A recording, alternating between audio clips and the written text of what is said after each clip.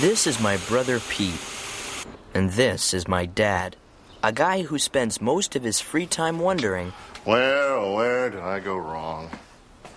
Over the years, he's tried his best to turn Pete into a model son. See, you just go over the grain in a circular motion, and soon, The plan has not been all that successful. Pete's just Pete. He can't help it.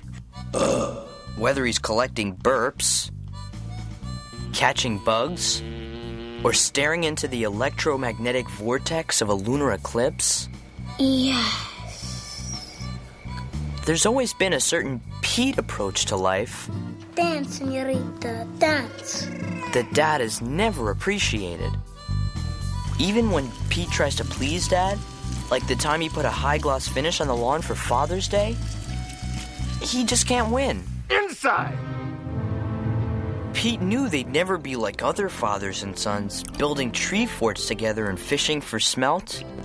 He didn't really want that anyway. All he wanted was for Dad to accept him for the Pete he was. I didn't think he had a chance. I mean, you know how dads can be. Then, on one sunny Saturday morning, not too far from here, something happened that changed everything. If you wanted to, you could call it a miracle.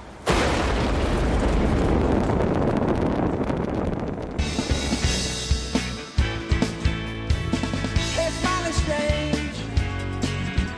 You looking happily deranged. I can't say the shin bed. Or have you picked your target yet? It's ended. Got your dog bite. It's ended.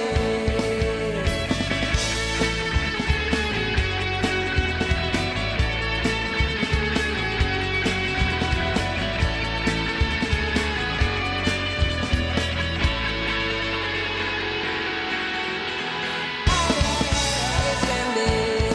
Got your dog bite. It's ended.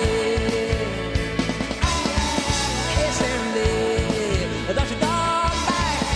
It's ended. In the whole sloppy history of humankind, you'll find that the biggest moments are caused by the stupidest little things. A prime minister accidentally farts and whammo. It's the Korean War. In the case of Pete and Dad's miracle friendship, It all started with a blacktop grudge match between my dad's '88 Dodge Aries and Mr. Hickle's fuel-injected Throttle Jet 5000. Suck my fumes, Nimrod. they used to be friends. But ever since the bicentennial, when Mr. Hickle inadvertently melted our bird bath, the two of them started a feud that's been building ever since. The only problem is, Mr. Hickle also happens to be the father of my all-time best friend, Ellen Hickle. Over the years, we've tried to ignore their feud. But when we heard it was all coming down to this one final race, well, we had to take sides. I pitched in by drawing a map of the course, while Ellen did her part by making this perfect Mr. Hickle action figure to ride in the car during the race. How do I look, honey? It was a true labor of love, and soon they grew closer than any father, daughter, and action figure should be. Nice. As for Pete, he sculpted a stainless steel voodoo hood ornament. But as usual, his best wasn't good enough for Dad. Whose side are you on, anyway? I mean, not only will this thing weigh me down, it's completely unaerodynamic. I mean, it could cost me the race. Despite the rejection, Pete wasn't about to give up yet. Not while he still had his own personal superhero, Artie, the strongest man in the world. Pete never did trust Phil Hickle, much less the Phil Hickle action figure, and he knew if he could dig up some dirt, he could prove himself to Dad once and for all. Sure enough, Mr. Hickle was up to no good, secretly souping up his car with an illegal overdrive button. He's bypassing the alkaline transducer grid with a turbostatic overdrive. What? He's cheating! Cheater! Cheater! Big fat cheater, man! Follow! I claim foul. I do agree with my claim. It was the break Pete had been waiting for. Cheaters never prosper. Mr. Hickle had left him with no other choice. With the big race just hours away, there was only one course of action left. Sabotage. The scene was set for a day of reckoning my dad had been waiting for 16 years.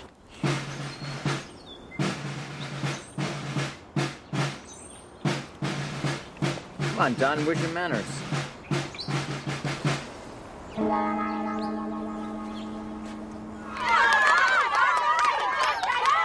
Finally, the big race was on. Dad cranked his turbocharged V8 engine to maximum thrust and quickly roared to a commanding lead. Don't mess with the best, pellet head. Come on, baby. But as they turned the corner at West Platelet Avenue, Mr. Hickle hit the button on his secret weapon. And the throttle jet surged ahead. Poke me with a stick! Then, just when Dad seemed dusted, the results of Pete's sabotage became beautifully clear.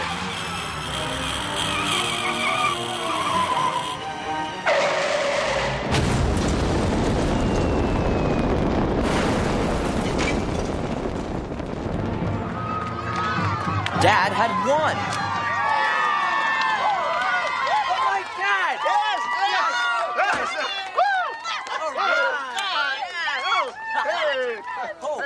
Where's Pete? Beats me. Oh, I figures he missed my big moment.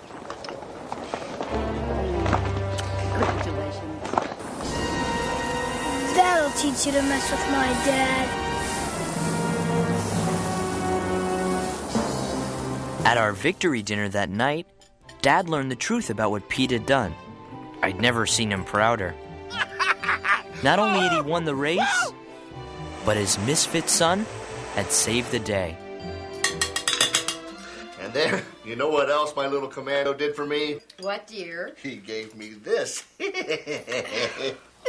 Well, I think you both should go over to the Hickles tomorrow and return that action man to Phil. Ellen made it for him. That's right. There's no reason for this to get out of hand. Let's all be adults about it and... Attention!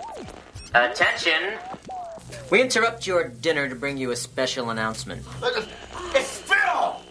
Talk about dirty tricks. Mr. Hickle knew our mom had a metal plate in her head from an accident she had when she was a kid, and by broadcasting at the right frequency, he could transmit radio messages using her plate like an antenna.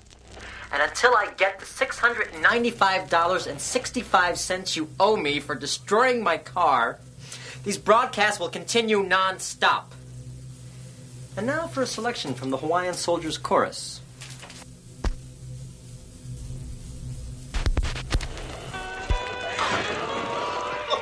Avolva, you want a war, pal? You got it! Prepare to die, blowhole!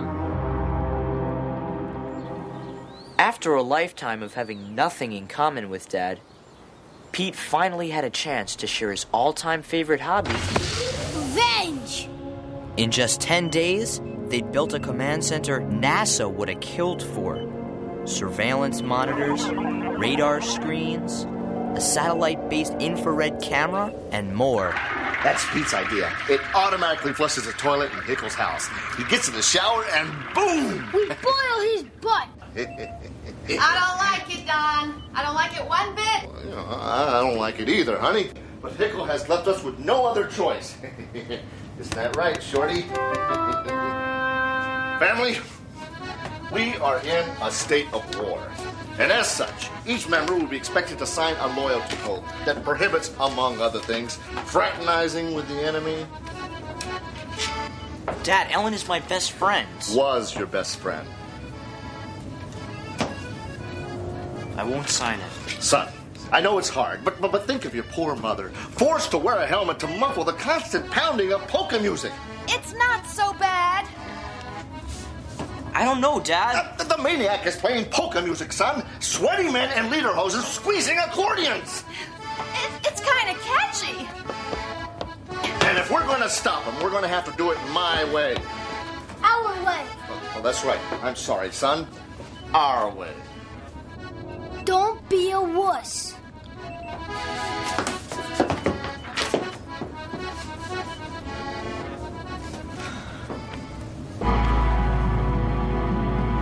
The ink wasn't even dry on my signature before Dad and Pete struck back with the ultimate secret weapon.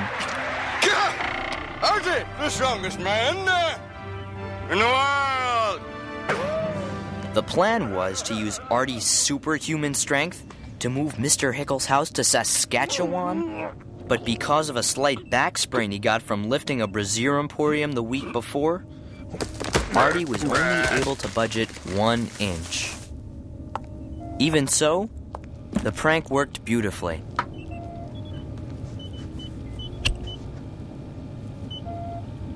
And with that one tiny little inch, the great prank war was officially underway.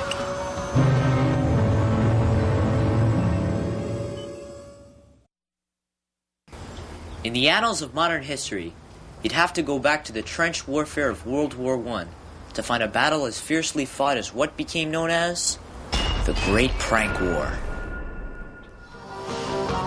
Nobody messes with Phil Hickle. Nobody!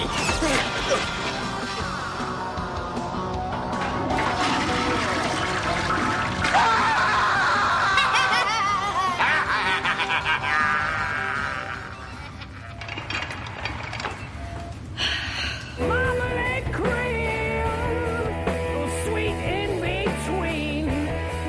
It's marmalade cream.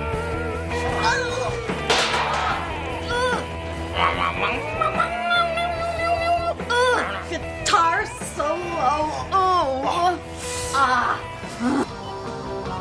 Ready. Aim. Fire.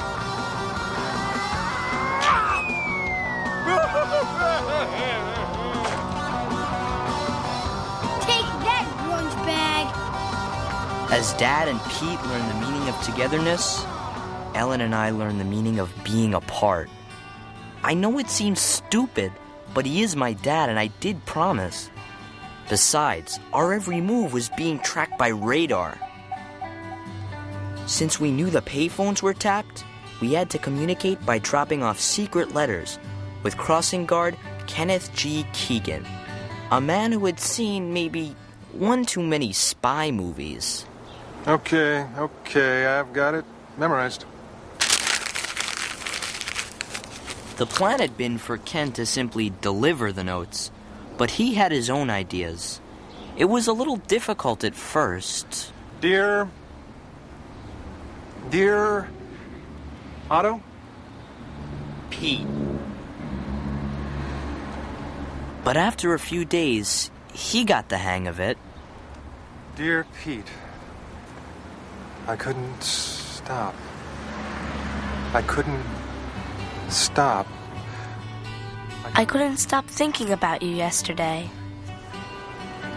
Whoa. Hot stuff. We're just friends. Sure you are. Forget our family self-destructing. I wanted the prank war to end so Ken would stop winking at me. Unfortunately, it showed no signs of cooling down.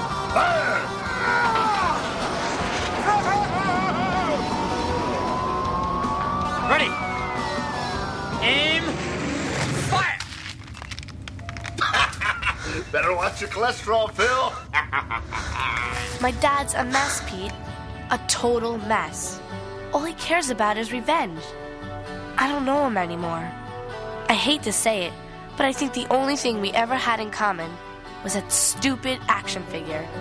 I know he expects me to be a good, loyal daughter, but too bad. This war has got to end. Ellen? Ellen, it's your daddy. I'd like to speak to you for a second. I don't know if it'll work, but I've started giving him the silent treatment. Ellen? I know you're in there. I just can't take it anymore. I don't know if you miss me, but I miss you. I really, really miss you, Pete. Thanks, Ken.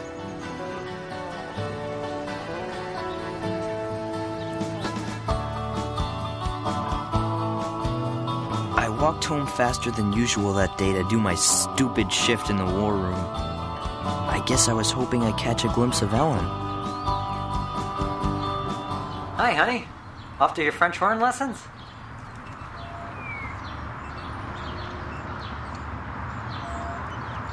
Ellen Josephine Hickel. What have I done? When I saw her, I knew who I had to be loyal to, and it wasn't Dad or Pete. I miss you too, Ellen.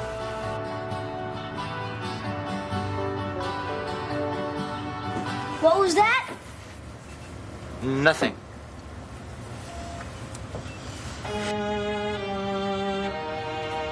Pete, I can't take this anymore.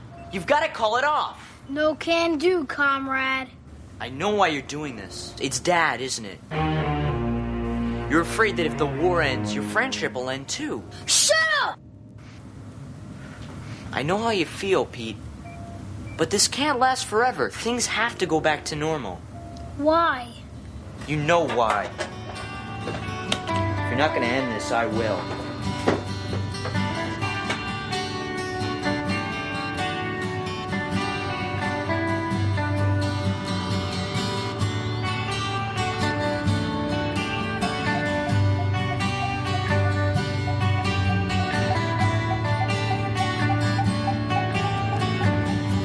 Pete, hi! Hey.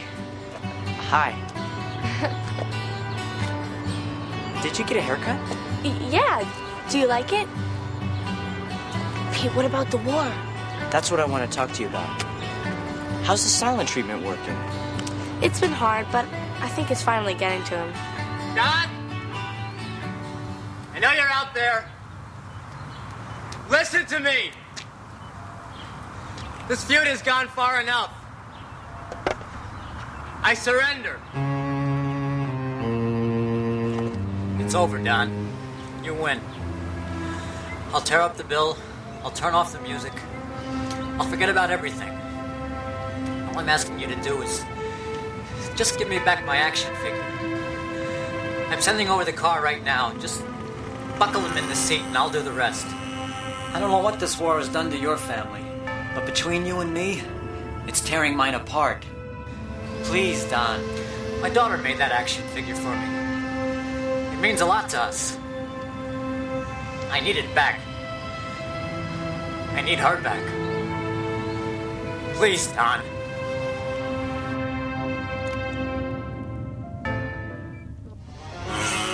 With the fate of the prank war entirely in his hands, Pete made a command decision.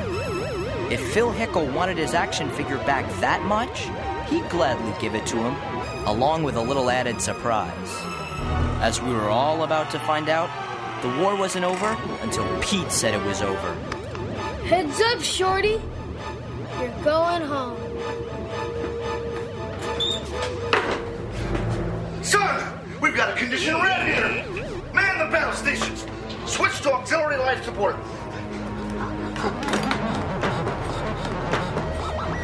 What's that flame hole up to? Dad was suspicious at first, but when Pete played back the surveillance tape, It's over, Don. You win. he knew they had won the war. We did it, son. We showed that clam dip you can't mess. We're the best. Well, it'd be kind of hard to say goodbye to old Shorty here. But, you know, if it means that much to him. Get scared! Get a grip, Dad.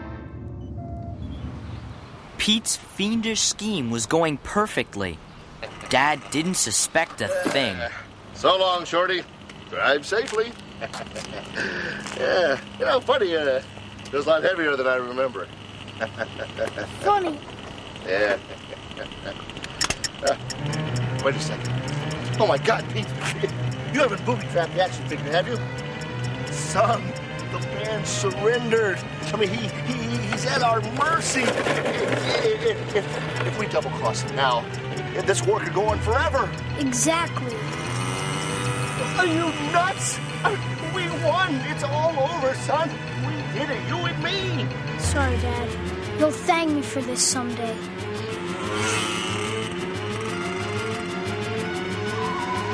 Oh, well, where did I go wrong? Dad! Oh. Listen to me. Pete's out of control. You've got to put an end to this before it's too late. You're absolutely right, son. I am? Yeah, now come on, everybody. You too, mister. Let's go. We've got to stop that car. Suddenly, it was the big race all over again. Only this time, Dad had more on his mind than revenge.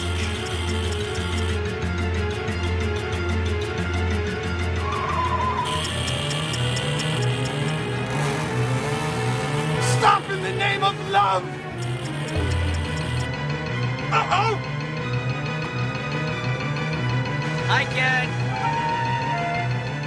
Halfway to the Hickles on Sahara Mike Avenue, Back, you smart dog!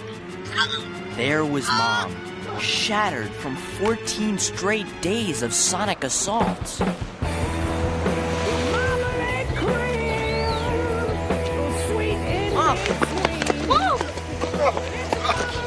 Don't worry, honey. It's almost over. Are we gonna kill him? No, we're going to save him.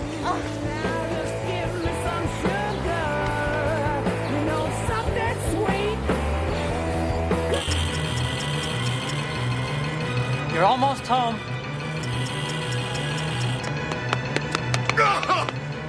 Speed kills.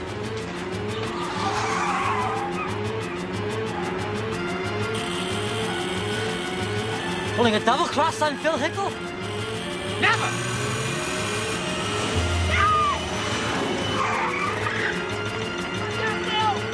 It's booby trapped.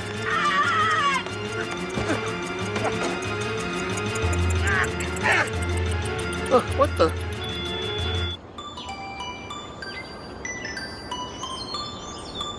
That's a lousy watch. Huh? Oh, Don, are you okay? Yeah. What's all this about, a booby trap? Well, that's what I'd like to know, Phil. It had all been a trick, a fake-out to end all fake-outs. Pete knew the only way the feud would end for good was if Dad and Mr. Hickle came together and became friends again. Even though it might mean losing his own friendship with Dad, Pete had to end the war his way. The Pete way. Suddenly, Dad understood everything. Pete! Pete, wait, Pete! Pete, wait up, Pete! It's all a trick, wasn't it? I mean, to get me and Mr. Hickle friends again. Well, son, it worked. I mean, I gotta hand it to you. You did all right. Well, now we can get things back to normal around here. Well, you know, almost normal. You know what I mean.